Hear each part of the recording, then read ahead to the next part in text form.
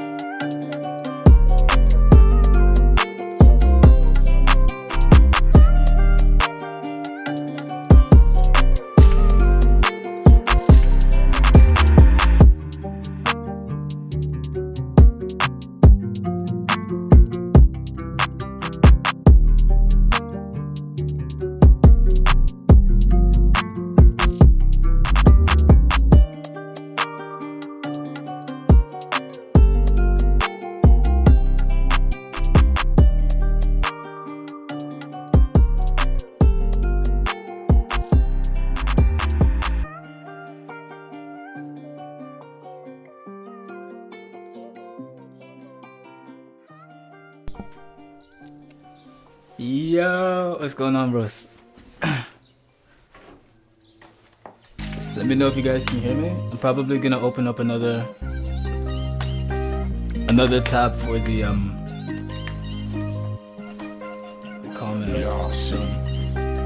White shiny ladies. Let me know if the music is too loud or shit. I feel like it's loud, super loud. Hold on.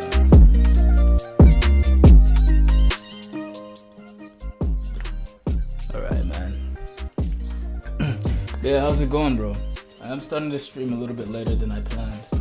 So, we got somewhat of an interesting topic today. I want to talk to you guys about frames and tropically adapted features. I don't know why the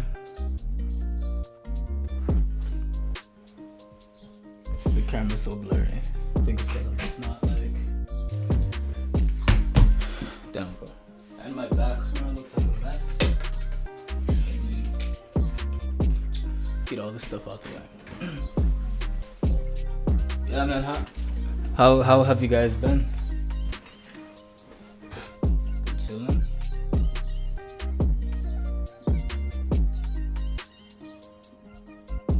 Let me just pull up the stream on my other computer and then I'll pull up the stream on the other computer and then we'll get going. So yeah. Let me see. Probably start off with reading some comments too, if you guys have any.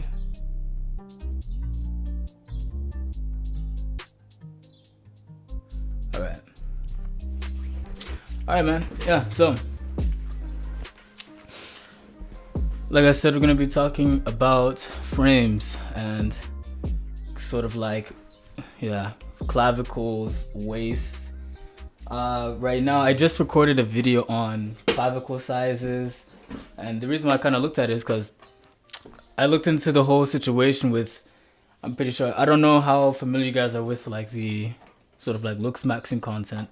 I don't know if I can get this to like focus, but yeah, I don't know how familiar you guys are with like the looks maxing content or looks maxing space, but the whole situation with clavicular getting frame mocked, I just kind of gone down this rabbit hole of just,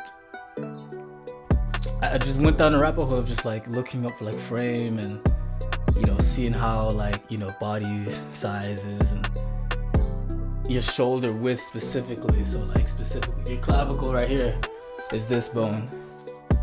It goes from like here all the way up down here, all the way up to like around your shoulder, and it kind of detects, or not detects, it kind of determines how wide you're gonna look, at least for your shoulder to shoulder, you know, size. And it's really important for your waist to hip ratio, which is a very important thing. It's a very important thing for a lot of guys. So, you know.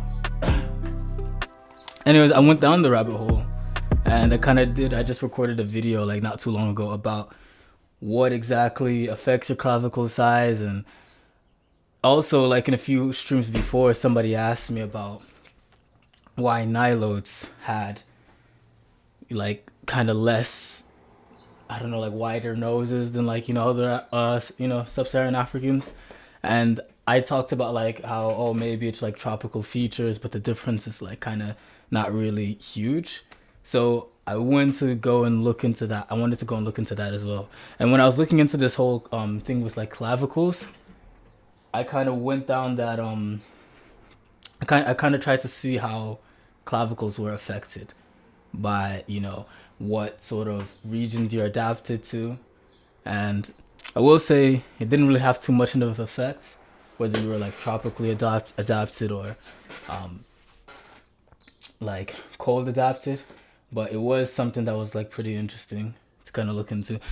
And now I'm gonna do a video on waist size, because that's actually something that's a lot more influenced by that. I feel like it's not, I don't know why the camera's just not focusing, but I have a feeling that it's like the mic, which is the reason why. But yeah, so that was like pretty much what I've been up to in the meantime. I have been also pretty like inconsistent with like sleep and this, that, and the third. So I was just out of time to like do a live stream last Wednesday, but you know, it's all good. Anyways, if you're watching, you should like the video, like the stream, and yeah, let's kind of like jump into this. So I mean, I was looking into like the whole frame mark situation. I want to see if I can find, I don't know if this is a video. Someone says it's explained. I want to see the actual clip, but if it's not there, then is what it is. It's funny too, because this actually happened not too far from where I'm at. This happened when he went to like ASU, and ASU is like in Arizona. I don't live too far from ASU, so I mean, let me see.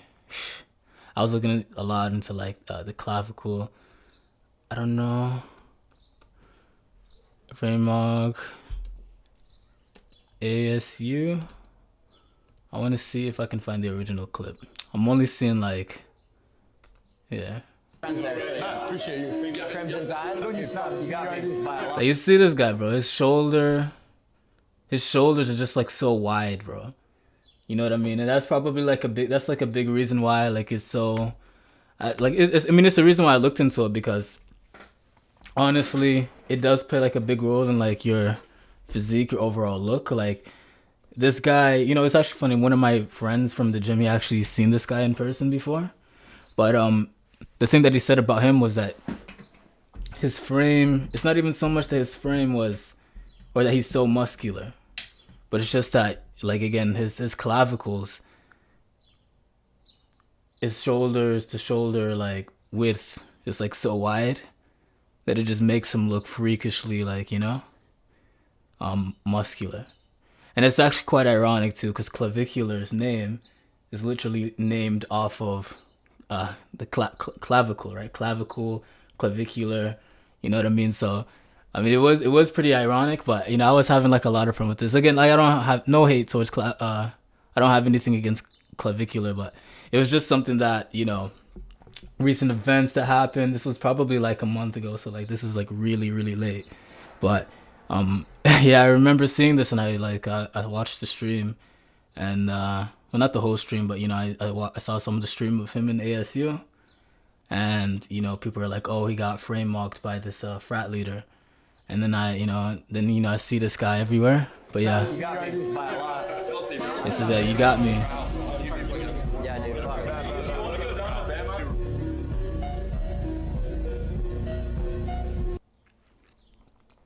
So yeah, I mean that was that. Appreciate you. Crimson Tide. Don't you stop. You got me by a lot. I stopped gymming. But yeah, I mean that's just frame, right? That's just like here to here, you know how big you like your shoulders look, and you know obviously like the sort of like Appreciate you.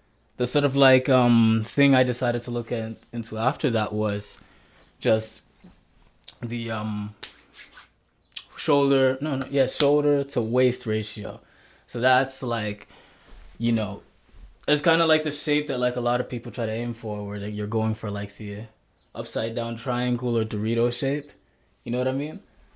And that ratio, I'll even what's it called? It's like the golden ratio, shoulder to waist. So it says here, but the golden ratio is what? Approximately 1.618 is considered the aesthetic ideal for a masculine V-taper physique. Where shoulder circumference is about 1.6 times the waist circumference. So a common target is a 32-inch waist and 52-inch shoulders. So that's actually pretty interesting. I don't remember the size of my shoulders, but it was something I remember when I was like, even though I'm still trying to get into modeling, but when I first decided I wanted to start modeling again, and I had to get my measurements. I know my waist was pretty slim. My waist was like in the 20s. It was like 28. And that's why I wanted to look into like the waist, how that's like affected by the what do you call it? How that's affected by, you know, tropically adapted features and such. So yeah. That was something pretty interesting. But yeah, you know, so I mean like looking at the clavicles, I mean it wasn't really anything like specific. There were like a few studies that I've seen that I've kind of looked up, so I'll just kind of not go over them fully, but I'll kind of just show you them, and then we can just what's it called? We can just, you know, kind of get like a little bit of a summary. So this one, it was like a study on Chinese people, and the main reason why I looked at this study was pretty much to determine like what are the things that correlate with clavicle width, right? Because again, your clavicles, they're not going to determine everything with your, you know, shoulder to shoulder ratio, but they do have a big part because it's the frame that you're building on, right? And so when I was looking at the clavicles, I was trying to figure out, okay, like what exactly are the controls that are the things that, you know, you can see a correlation with when you're looking at clavicle sizes amongst different people, right? And one of those things were hormones. And obviously, you know, men and women have different hormones. So they basically just looked and they compared different clavicle sizes of, you know, these Chinese people. Obviously, Chinese males had slightly larger, longer, and more robust clavicles than the Chinese females, right? And if I go here looking at the notes, so yeah, like the males had longer clavicles than females. Males were about 15.6 centimeters versus females 14.3. Males had greater bone diameters, and at the sternal end, mid shaft, these are basically just different parts of the clavicle. And then relationship with height. So there was actually a strong relationship with height. The taller you are, the wider or longer your clavicles tend to be, right? So that's a pretty interesting thing. I won't lie, amongst humans, when I was looking around like different populations, because there was actually a study that was done on Kenyans, and I mean you compare them to like Americans. Actually, I'll actually see if I can find the paper right here. Let me see.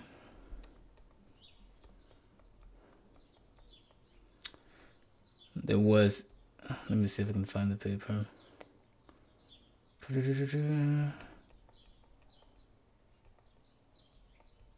Here it is.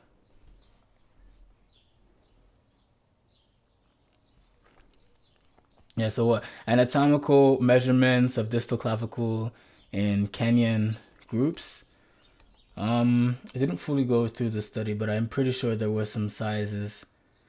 One thing that was pretty consistent was that the left clavicle was usually longer than the right clavicle. And I mean, that's pretty consistent with like a lot of people. Let me see, actually. I think I have it in the wrong. Yeah, hold on. You can't even see what I'm talking about. This is the study that I mean. This is the study I'm referring to. It's this one. If you can load it up. Yeah, anatomical measurements of distal clavicle in Kenyan populations. So again, like one thing that they kind of mentioned, obviously, you're going to have longer clavicles for men than for women. That kind of reveals one thing. The thing that reveals is that hormones play a role in your clavicle length, which, I mean, it makes sense, right? The main hormones that play a role in length is testosterone and growth hormones. Estrogen also plays a role in it too. And the thing about it is that estrogen actually, pretty much, I mean, this is oversimplified, but really it kind of stops clavicular growth. And the reason why it does that is because it does something to your growth plates, or the areas where the bone actually grows, and it sort of like closes it down and stops it from growing. Let me see if I can actually find the real explanation so you don't get like a bro yeah. So okay, yeah, it says estrogen, it accelerates skeletal maturation, promotes mineralization of cartilage, which cartilage is kind of like the part of your bones that, it's kind of like your ear. It's kind of like the more flexible like types of bones. Reduced estrogen or receptor sensitivity equals longer bones and taller stature. And it's responsible for growth plate fusion, which basically means your growth plates are going to be fused. That's the part of your bone that's actually going to be more flexible and susceptible to growth. It's where the growth actually happens. And when it becomes fused, what's going on, man? When it becomes fused and it becomes harder and more mature, then you're not gonna have as much growth in the area. So I mean, yeah, looking at Kenyans, I mean, here I think I want to see I think this is the comparison. So let me see if I can find like a I think it's a comparison of clavicle sizes amongst different groups. So that would actually be, there's an error. Bullshit, bro. Okay, no, here it is. Right? Yeah. So length of the clavicle. Okay. So Kenyans were, the mean length was about 48.6. It seemed Germans have like huge clavicles, man. Germans have 156, and these are millimeters. Kenyans are 148. Indians are 147. South Africans, I don't know if this includes white South Africans. They are 150. And Belgians, 159. Damn, bro. Germans and Belgians too, kind of got it. I wonder if that's a height thing, because I don't know. Maybe that's why. I can Google it. Saudi Arabians are like probably on the lowest of the list. They're like and Saudi Arabians and Caucasians. So I'm assuming people from like Caucasus Mountains regions. They have like the smallest clavicles. They're actually at the same, 42.9. So, yeah. And I guess for them, I think their right clavicle is a little bit longer. But I think for most people, for most of these populations, whether it's Kenyans, Indians even, for Germans, and for, even Koreans, right? Yeah, even Koreans, not South Africans though. But for Belgians, barely. For Saudi Arabians, yeah. For most of these groups, you can kind of see like the difference. Like the left clavicle usually, right? Not always, but usually is just a little bit longer than the right clavicle. So I mean that's something that's pretty interesting. I wonder. Let me see if I can search Kenya average height, because I think height might be like a big reason why. Kenya average height. Okay, Kenya's average height is about 5'7". What about Germany? Germany is pretty high up there. Germany average height. Let's see. For Germany,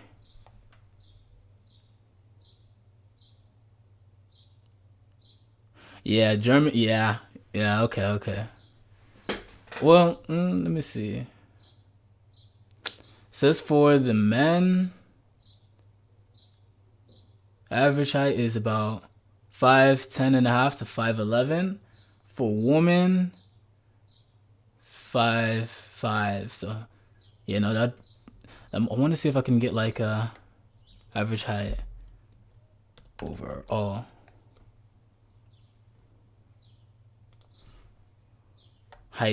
Overall height.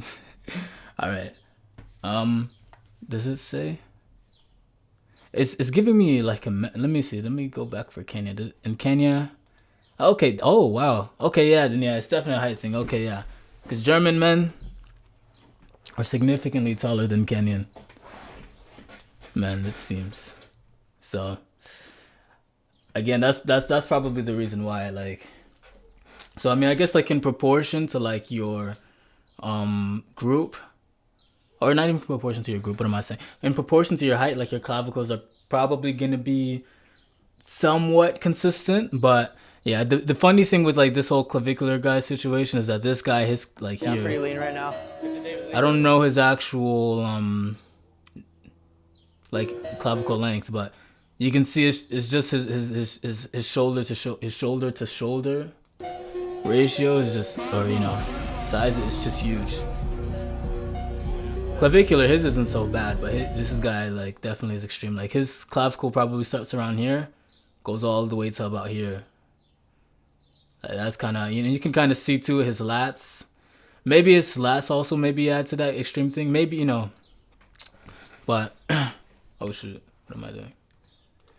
But yeah, his you can just kind of see like his shoulder to shoulder, his shoulder to shoulder ratio just seems to be pretty good.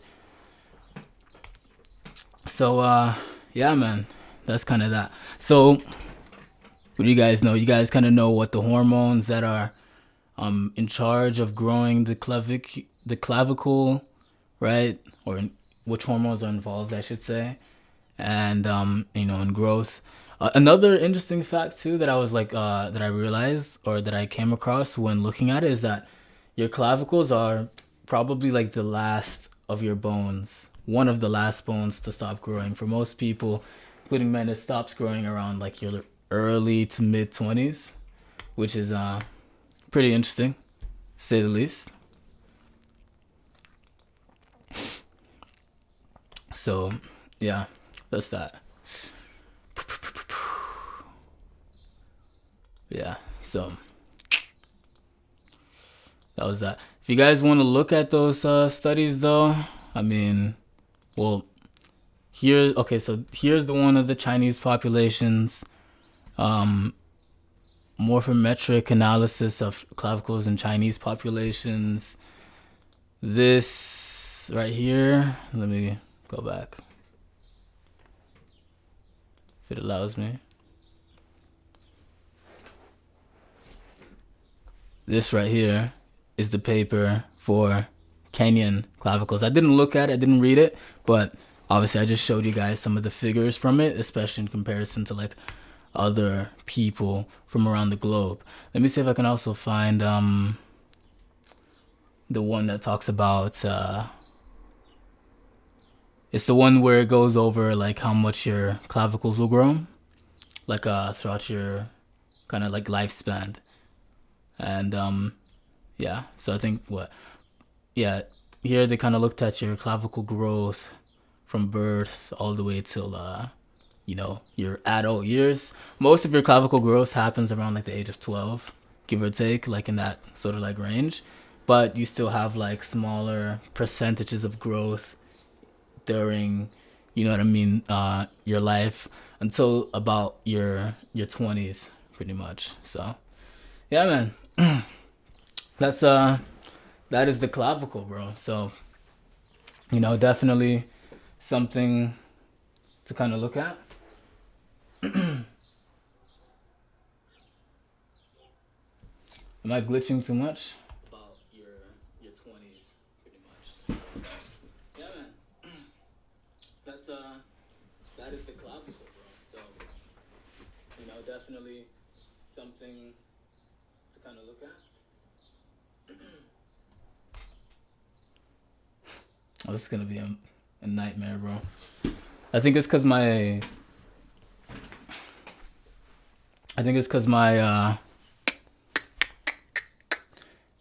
my what's it call it?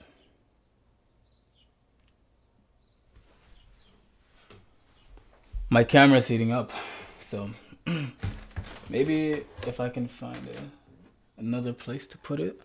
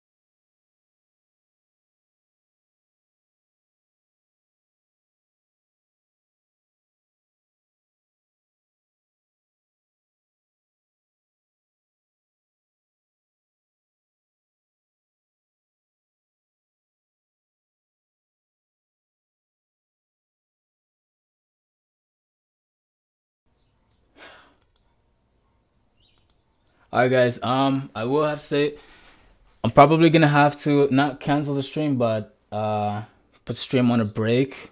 My camera just overheated, so it's gonna be. I'll probably give it a few minutes, allow it to cool down, so that it doesn't. We don't have like we don't have too many issues. So play some background music, let the camera cool down. We'll come back and then finish up the stream. But yeah.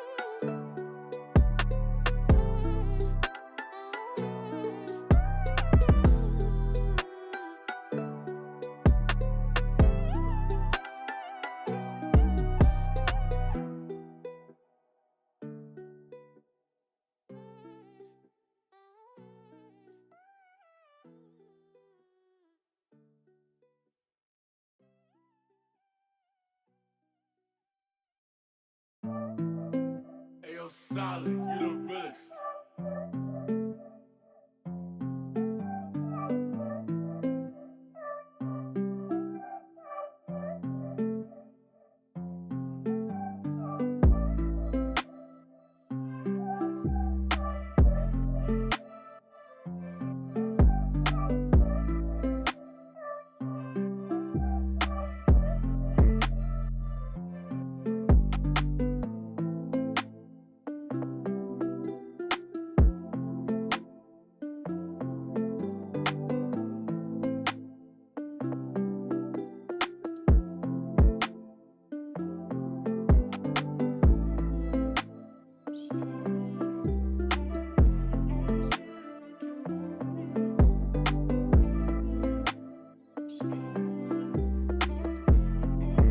Ayo, solid, you the realest.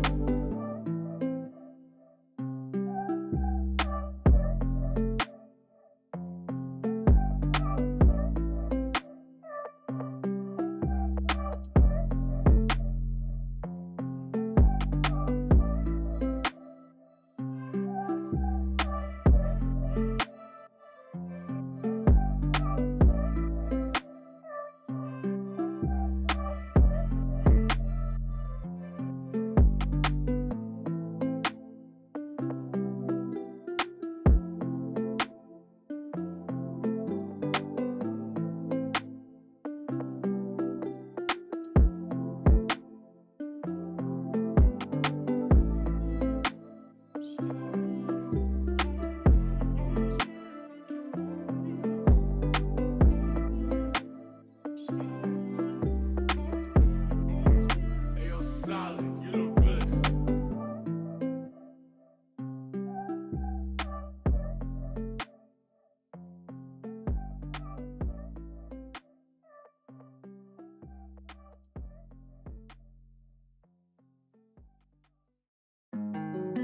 Ayo, solid, you the realest.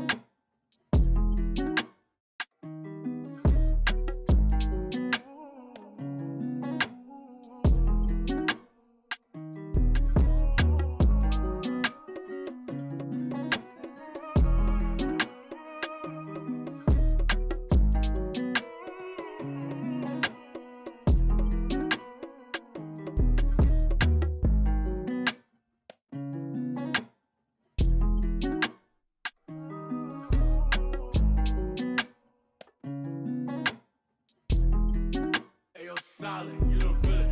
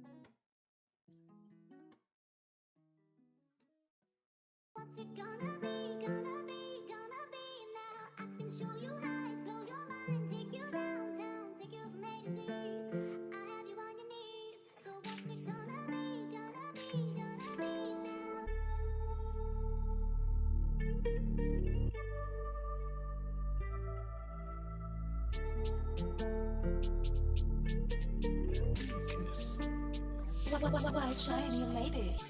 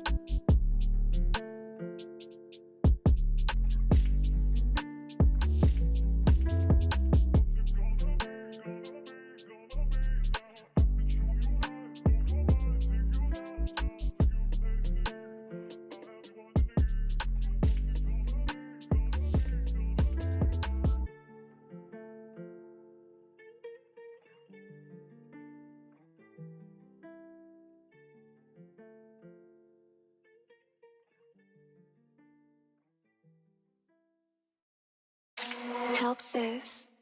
Lead.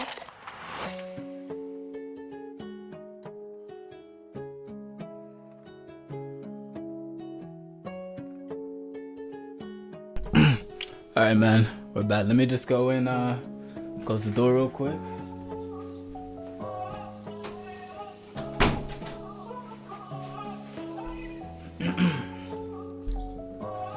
All right, man.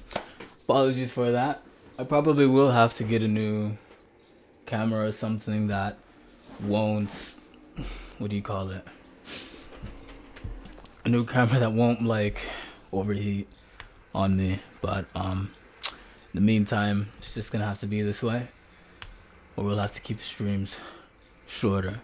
But yeah, so kind of wanted to look into about like cold and tropically adapted features. There wasn't really too much that I was able to find yet, because I mean I'm still looking into I'm still researching for the video right now. But when I was looking at it from like shoulder, or not shoulder, when I was looking at it for like waist, waist, like how it affects the size or circumference of the waist, I mean, it was what I was able to find was that, yeah, it does have a significant like sort of influence. And it's actually pretty interesting, because you know what, I'll actually show you this as well before we look into this. So let me actually get it. It's basically just a comparison of humans and a recent related relative of ours, which is the Neanderthal, right? But anyways, before I show you that, let me get the link for it right here, so I can throw it up here.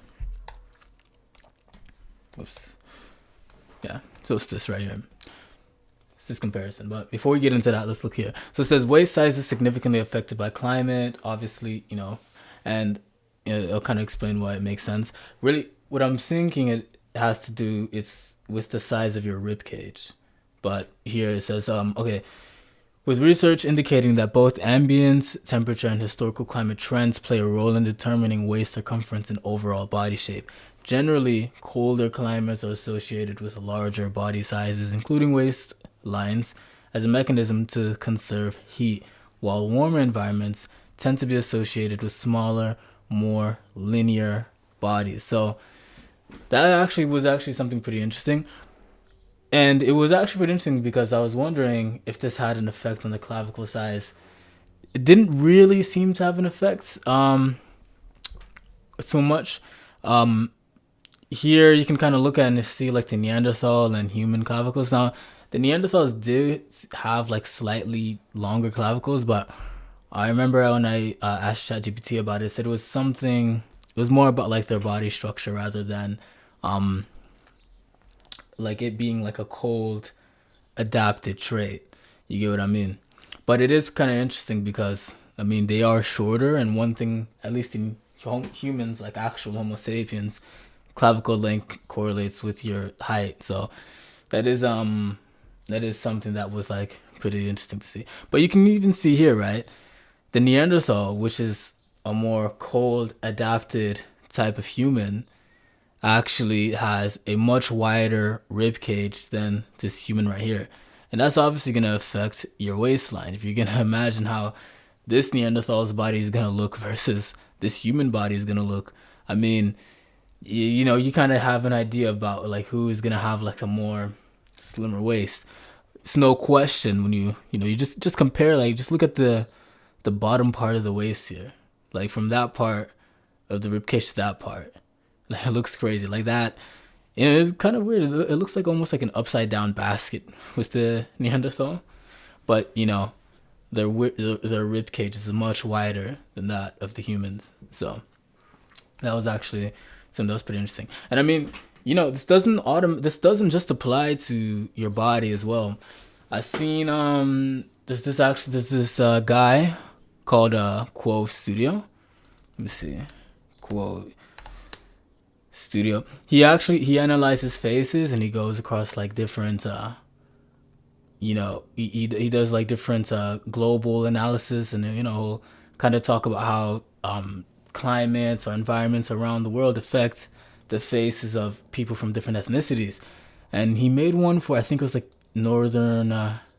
northeastern European woman. So let me see if I can actually find it. Yeah. So How here. come Southern Europeans have such different facial structure from Northeastern Europeans? You've probably noticed Southern Europeans usually have quite protrusive noses, whereas Northeastern Europeans have quite small noses. Or that Northeastern Europeans tend to have wide, bony faces, but Southern Europeans generally don't. So yeah, that's actually right there. So that's the most relevant part. Why Northeastern Europeans have wider faces in comparison to Southern Europeans who have slightly slimmer faces. To have So- wide, bony faces, but Southern Europeans generally don't. Our team consulted Russian anthropologist Andrei Evtiv, and he said that this is likely a climatic adaptation. Here's the key idea that he explained. The coldest parts of Europe are in the northeast, and in freezing climates, your face has to warm and humidify air before it hits your lungs, or else they get damaged. You might think you could do this by having a bigger nose, but the nose tissues freeze easily, so that wouldn't be a very good solution. Instead, it's better to warm and humidify the air inside the face itself. So in Northeastern Europeans, such as in Finnish or Baltic populations, this ability evolved by enlarging the facial skeleton. This lengthened the air pathway internally, making conditioning the air possible, and incidentally created a broader, more robust-looking midface. Yeah, and that actually makes a lot of sense. You know, If you had to guess, which model... especially How come Southern... especially in comparison. I mean, when you look at the ribcage example, you're seeing the same kind of situation going on here. If only I can find it, right? Where it's all about like heating up, being able to like take up the air that you're consuming, heat it and heating it up. And you know, specifically why this is important to your rib cage is because these are where your lungs are at, right? So if you're gonna want to be heating that up, I guess widening it allows your body to be able to do that versus a slim kind of thing, which you know you kind of see in the African groups, and including South Sudanese, right? Which I'm actually gonna do a video on why, you know, South Sudanese or, you know, people like us, we tend to be have like a more elongated, slimmer waist, elongated bodies. I mean, it's because it's more advantageous for our climate. So yeah, and let me actually go here. So yeah, you know, it says here, warmth and increasing BMI. Rising temperatures in developing countries have been associated with increased BMI. I think that's like the call effect. Historically, colder climates linked to larger bodies because larger surface to volume ratio helps conserve heat efficiently. Indigenous people in the Arctic regions, for example, have developed metabolic and physiological adaptations to these environments. I actually do wonder as well how fat gain affects this, because I think that would have an effect on, like, the energy you're going to be able to use and conserve, right, in these types of environments. So that's actually something that's pretty interesting to look to, right? But I mean, if you don't want to take my word for it, you can research it yourself. The biggest example I'd say is here. It's this direct picture comparison right here, where obviously you can tell the differences between the rib cages. But yeah, let me actually see too,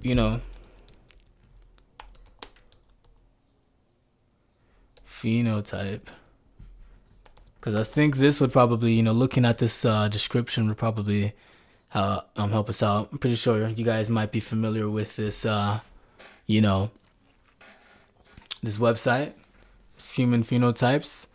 A lot of people in the, a lot of people in the sort of like African, ethno history, linguistic space, definitely know a lot about this. So, yeah, just looking at it here, it says what, like specialized African type, native to the swamps and savannas. That's one thing too. I think with like South Sudanese, bro, I think I don't think we're swamp adapted. I think we're more savanna adapted, because a lot of the areas which we live in today, I mean, we've migrated, we've expanded and reached these regions pretty recently. But I mean, it says here, right, Upper Nile region of South Sudan and adjacent countries. With their black skin, they belong to the darkest people. Their bodies are the tallest of all indigenous humans group worldwide who are still alive. The legs are longer than any other known group. Only poverty and malnutrition keep individuals below their genetic height potential. Long heads long, facial features coarse with rather wide nose, full lips, kinky hair.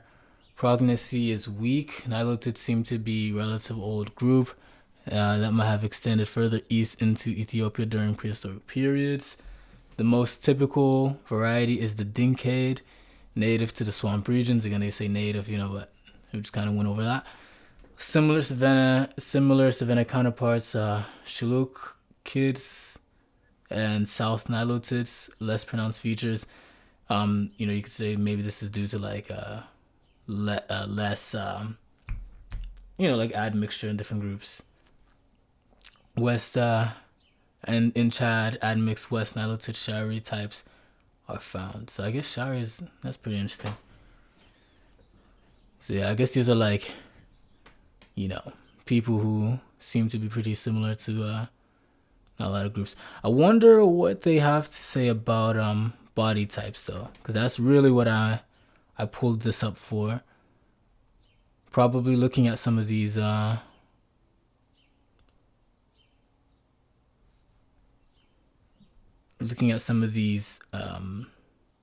links or citations would probably be interesting. Yeah, so physical traits, wider faces, plethysmine, force seep. Some individuals, pseudomongas. What do they talk about the bodies? So yeah, I mean, tall and thin. I think that's probably the biggest reason why. I mean, that's probably the biggest thing. It's the thinness, but I don't know if I can maybe. Let me see if I can. I'll try to see if I can go on ChatGPT and find something that we can all look at that'll kind of explain this in more detail. Or maybe too, if I can go tropically.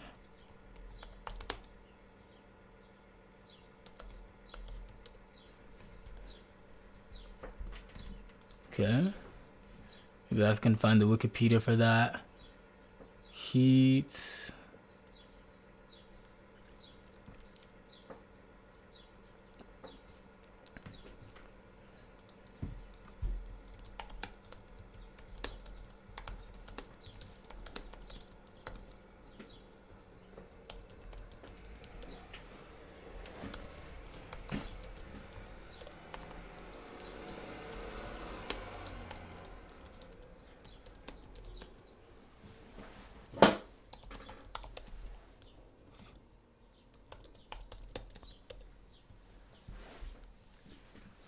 see that.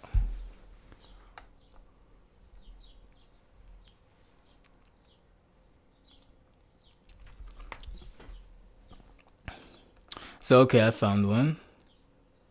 ChatGPT recommended. Bergman's rule. So I won't get into too much detail about it, but we'll just kind of read probably some of the more important parts. So it says what Carl Bergman was an astute naturalist and physiologist. His ideas about animal size and shape were important advances in pre-Darwinian 19th century. Bergman's rule claims that in cold climates, large body mass increases the ratio of volume to surface area and provides for maximum metabolic heat retention in animals and birds. Conversely, warmer temperatures, smaller body mass increases surface area relative to volume and allows for greater heat loss. For humans, we know that body and shape are regulated by more social, economic, and emotional factors, as well as nutrition, infection interactions. And temperature has virtually no effect. Bergman's rule is just a just-so story and should be regulated to teaching and scholarship about history of science. That rule is no longer acceptable in science and has nothing to tell us about. So that's actually pretty interesting. So I'm guessing this paper is here to rebel against this idea. I'd probably disagree. I mean, we all kind of know we're all like high IQ here. None of us are dummies. We obviously do know that your ethnicity, your ethnic background is gonna have somewhat of an effect on the way that your body's gonna be built. I mean, that's just a reality. But that doesn't obviously we also do know that doesn't mean that just because you come from a specific ethnicity or region or a group of people who are cold adapted, that it's automatically going to mean, you can never have a slim waist. We obviously know that's not true. But I'm thinking here what they said, temperature has virtually no effects. I mean, maybe throughout your life you can maybe make an argument, but I mean, the way we're looking at this is from like a evolutionary point of view, right? It's like, it's from an evolutionary point of view, evolutionary perspective. So, just because, the temperature might not have a direct effect on your every day-to-day life, it's not as simple as live somewhere hot and your waist is going to get slimmer. We obviously know that's not true. If you're looking at an ethnicity, a group of people that, are adapted to a certain region, well, that's definitely going to have an effect, right? And I mean, hey, if you're African or you're from a group of people who are more tropically or warm climate adapted, that's going to come with its own advantages, right? So yeah, I want to see who's actually still here. Okay.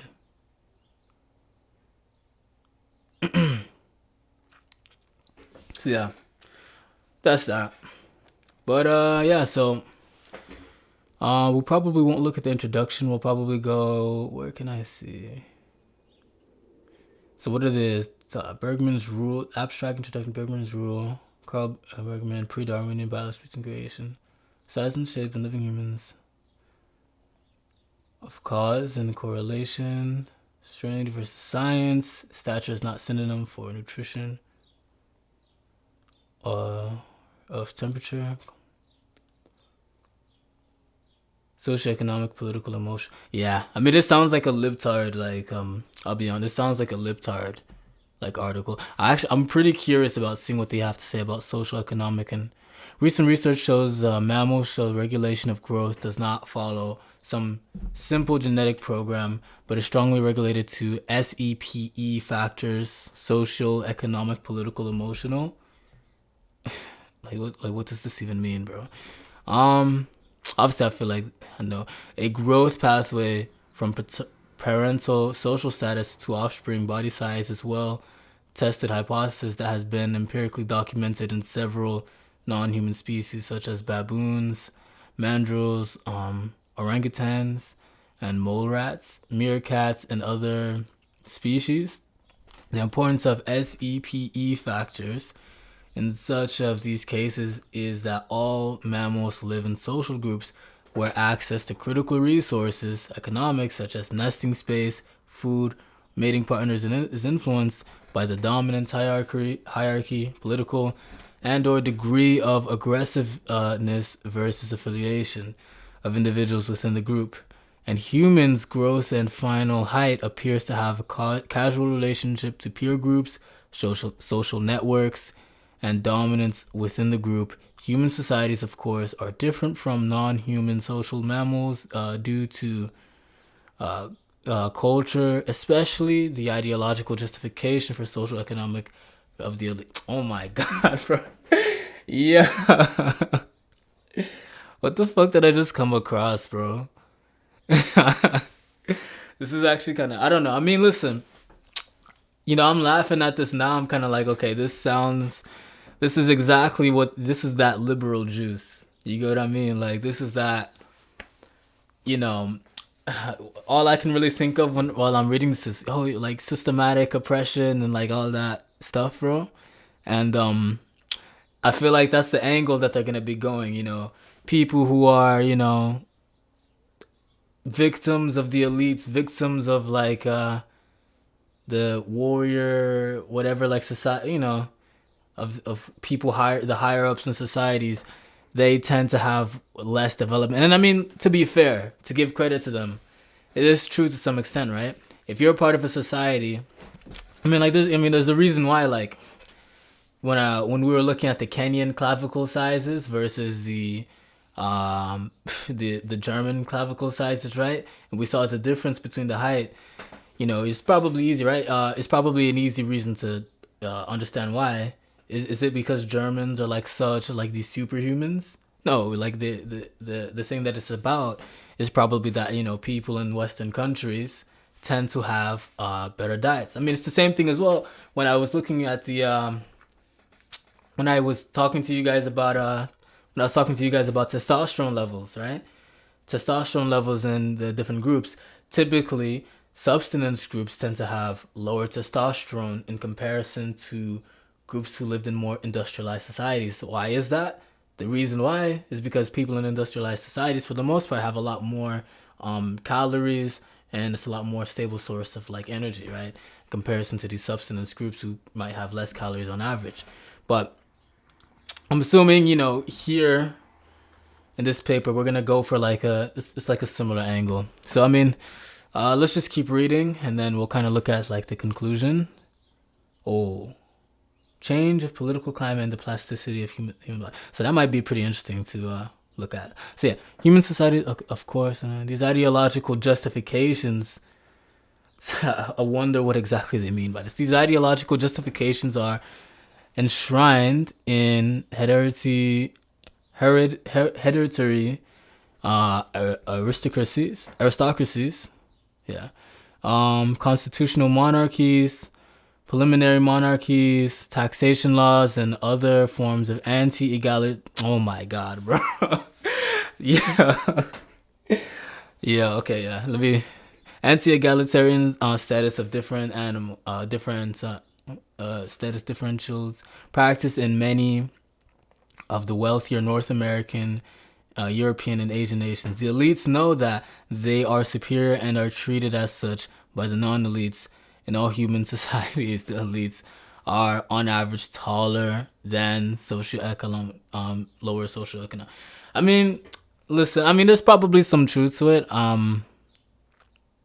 For sure, when it comes to just like, access to resources, right? It's just like a numbers game. Obviously, like if you're going to compare somebody from, if you're going to compare somebody from like what, like an area from like a worse off neighborhood, you're going to compare people from like the hood to people who live in like, like a good, decent neighborhood. In America, obviously there's going to be a difference, right? Because it's habits, it's nutrition, whatever. But yeah, they just made something political that, yeah, I don't know. probably a high likelihood that some liberal white woman wrote this. No insults, but you know, I want to show this. I want to share this to my. I want to share this to my. What do you call that shit, bro? I want to share this to my Discord because I feel like they're gonna. I feel like they're gonna like this, bro. Hold on. Give me a few.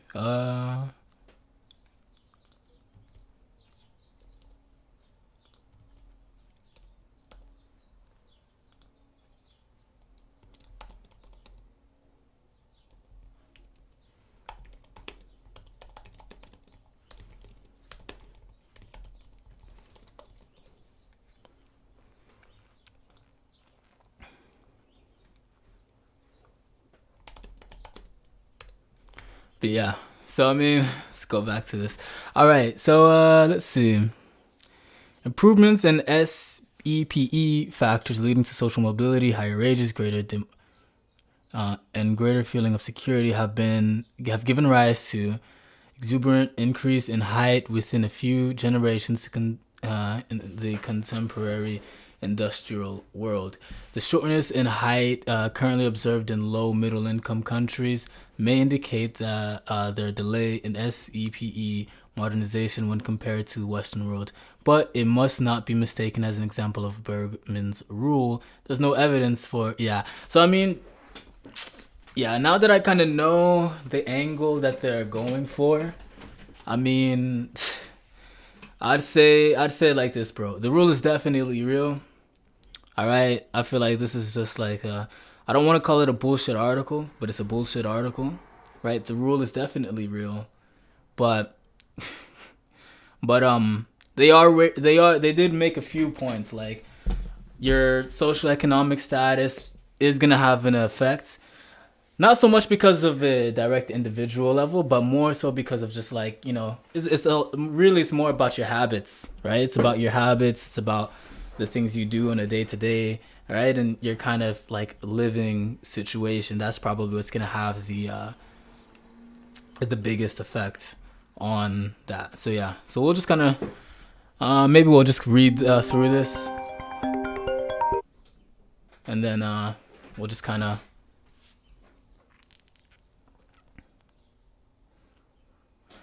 But yeah, we'll just kind of look at this. So is what elsewhere additional evidence? Hold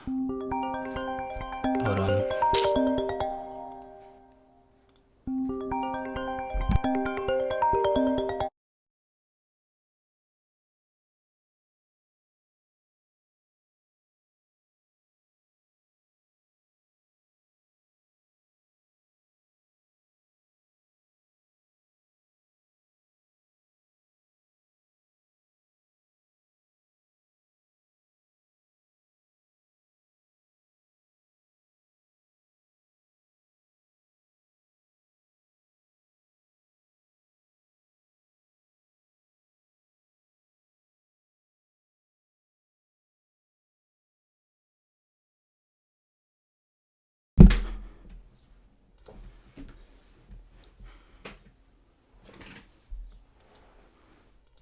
My apologies. My mic stopped, and I think my camera's overheated as well. But for I guess we'll end the stream today. We'll go over this article probably the next time we go live, and yeah, because I mean this is pretty interesting. I think it was pretty I think it was pretty entertaining. But yeah, I mean, in the meantime, before I go, I want to show you guys my school community. Basically, this is where we talk about everything. I cover everything when it comes to helping out you with your body, fitness, nutrition, looks maxing, things of that nature. So if you really want to take your fitness and nutrition on point, this is definitely the place for you. You obviously get to have calls with me weekly basis. I'm going to have content on everything, including diet, training, and exercise, aesthetics and looks maxing, talking about things like genetics, anthropology, and how that sort of like plays an effect in your personal situation, and things like lifestyle and habits. So if you're pretty interested in that, this would be the place for you. I also have a email newsletter, kind of, right, where basically I'll send like weekly advice to you. It's completely for free. Just enter in your name and your email address, and we'll get you. I'll be sending out emails probably a few times a week on a weekly basis. Still figuring it out now. Basically, to help you out with, again, everything that we talk about here: fitness, hormones, looks maxing, etc. Right? And it's just a good place if you want or looking for some extra advice. You enjoy the content, you rock with the mission, bro. But yeah, that being said, here is the video. It's the ad video, and aside from that, after this, it's gonna be peace. If you've been watching my videos and you actually want to apply the things that I've talked about, join my Ascendancy School. I now recently just got signed to a modeling agency and previously had multiple others interested in me. And a big reason why is because I had a good physique. I had an aesthetic physique, more importantly. Now, obviously that isn't the only thing, things like look and things of that nature are important as well. Building an aesthetic physique nonetheless does get you more on point. And that's what I'm gonna help you guys do in there. And there you'll get all of my frameworks when it comes to things like me explaining the diet and the workout training routine that I took to get me where I am today over the past 3 years of me lifting. If that sounds interesting to you, the first link in the description will be there. That being said, peace, bro.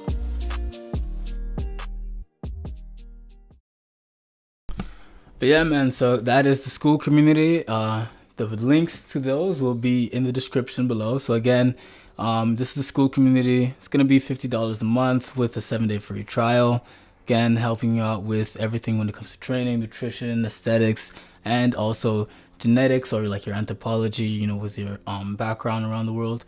And if you're not ready to make that investment, don't worry. We also have the email newsletter where I can send you weekly advice on everything to do with those same exact things when it comes to training, nutrition, and aesthetics, right? All from like an anthropological background. So that being said, it's nice talking to you guys, man. And you guys have a good one. I apologize for, the stream wasn't as high quality as, could have been. Over the next few weeks, we'll just keep on improving, and, we'll be a bit more consistent with the videos as well. Just, to keep the channel active, and really want to grow this year. So that being said, it's time to lock in. And